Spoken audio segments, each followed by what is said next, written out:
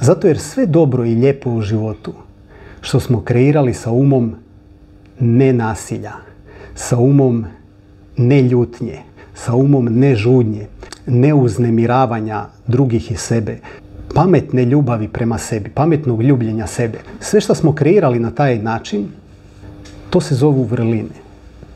I koliko god mi u životu rijetko zaista kreirali takve vrline, koliko god one slabašne bile, sve one bit će uništene, razorene, kada u našem umu se rasplamsa ljutnja, kada se rasplamsa bijes, iritacija, ljubomora, zamjeranje, kada to preuzme nadzor, sve dobro i lijepo što smo napravili bit će razoreno. Zbog toga, zbog te destruktivne moći koje imaju negativne emocije, zbog toga se destruktivne emocije isto tako zovu i mentalni tornado ili mentalni tsunami.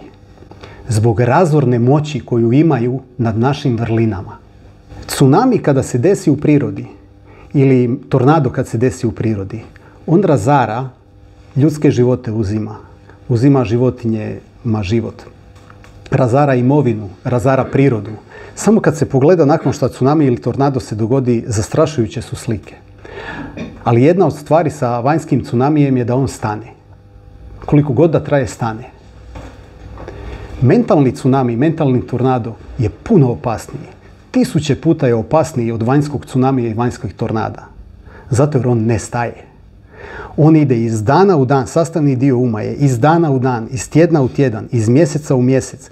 Kontinuirano kada dođu određeni uvjeti i uzroci, on se aktivira i razara sve ono dobro u životu osobe koja to iskušava, koja si ne može, koja je bespomoćna, ne može si pomoći, i ljudi oko njega.